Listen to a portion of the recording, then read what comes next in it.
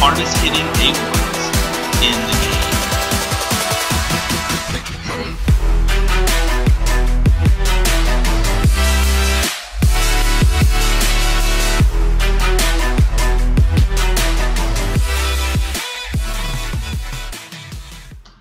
Hey guys, we are coming near the end of this series. It has been such a blast testing all these different clan boss damage dealers in my clan boss team and seeing how they stack up. I've really enjoyed this content. I hope you guys have as well. This is one champion. I debated whether or not to test him. I think we've kind of seen that if you don't place poisons or HP burns, it's really hard to stack up. A little underwhelmed with people like Gaius, with people like Ragnar Goldgleam, with Rhonda. I had really high hopes for Rhonda. Obviously, Turvold is kind of the exception to that, but I'm hoping that Fenax is too, or Fenax, or Fenax. I'm unsure how to say that name. Very attractive man, big sword, very hairy chest, really just strutting his stuff. So why is Fenax good? It's really one thing, and it's his A1, which places an extra hit if the target has any debuffs. It also does block revive, which makes him much more viable for PvP and just other areas in PvE like dungeons. But when he places that extra hit, it's one of the hardest hitting abilities in the game. It's definitely one of the hardest hitting. I think it's top 2 or 3 hardest hitting A1s in the game. So we're actually going to end up turning off the A2, which is an AoE, block buffs, block active skills. And we're also going to turn off the A3, which is decreased defense and decreased speed. It's only a 60% chance of landing, and we didn't build him with accuracy anyways. For masteries, we just went offense down to War Master. And we built him. We put him in one revenge accessory. I wish I had better ones to put him in. But really the requirements are so hard to get to this speed that we weren't able to do that. But we've got a 268 speed, 5.25k attack, 198 crit damage, and like I said, 200 accuracy, doesn't matter. And we do have a 1-star Phantom Touch. So I'm really excited to see what he does here. I don't think we're going to see anything bonkers in terms of like total damage numbers or damage numbers for the team. Since he is doing raw damage, he would definitely benefit a ton from somebody on the team placing Weaken. And we don't have anybody on the team placing Weaken, so I think he will be a little hampered by that. But I still think we'll see some pretty good numbers here. And I like Fenax too much not to test him out for damage, and I think he's a very fun champion. And he's not somebody that people might think of when it comes to clan boss being a damage dealer. And that's what I like. I like thinking outside the box and coming up with new ideas. So Tuhana Rock is going to place debuffs, and Fushan is going to place debuffs. So we should, fingers crossed, have a debuff or two on the clan boss the entire fight. So the first time we won't. You'll see a single hit, 40k, plus a giant War Master proc. There goes decreased defense. There's some more buffs or debuffs. Here we go. Here's a counterattack. So yeah, 55, 51, that's 100k. Boom, 76, 71. So he's literally just going to A1 all day long. And we're going to see a lot of damage out of him. 112, 108. All right, guys, I'm really excited. I'm going to go ahead and I'll show you the first 10 turns for the clan boss and the last 10 turns. And I'll come back at the end with the damage. Hope you guys enjoy.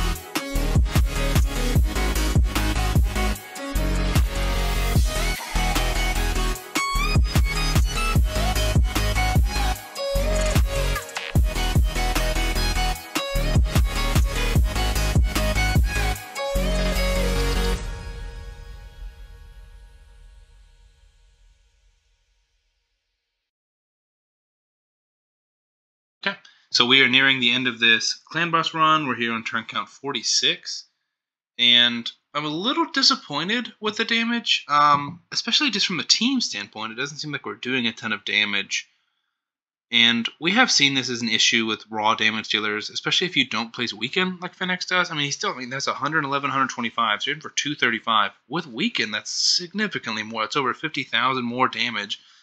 Same thing there. He's getting counterattacks on occasion, and that will be boosted by the Weaken. So the Weaken's definitely a big thing. Also, only a 1-star Phantom Touch hurts him.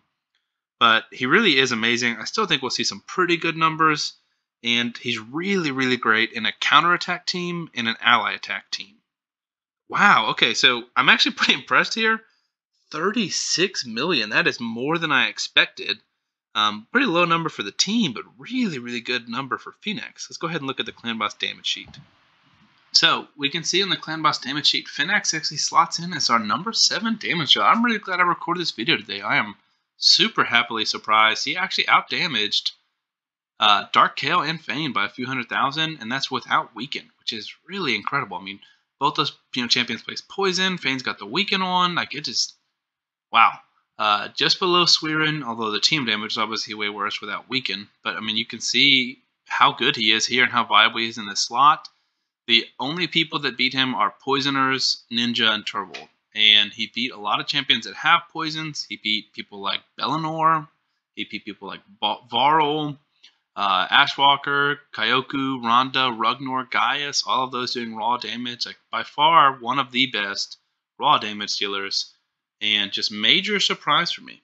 I do have a few more clan boss damage dealers that I want to test. But to be honest, they're very popular ones, like Occult Brawler and just some different Poisoners, and because of that, I wanted to kind of just lump them in one video. I think they've been properly shouted out before. Lots of different content creators have made videos on those guys, so I just wanted to make one short video to wrap up the damage dealers test, and then I'm going to make a summary video to talk about all the different damage dealers and where I think they're viable in different clan boss teams. So look forward to that. That should be one of my next videos coming out. So anyways, that's going to be the video today, guys. I really hope you enjoyed, and please leave a like and subscribe, and I'll see you in the next one.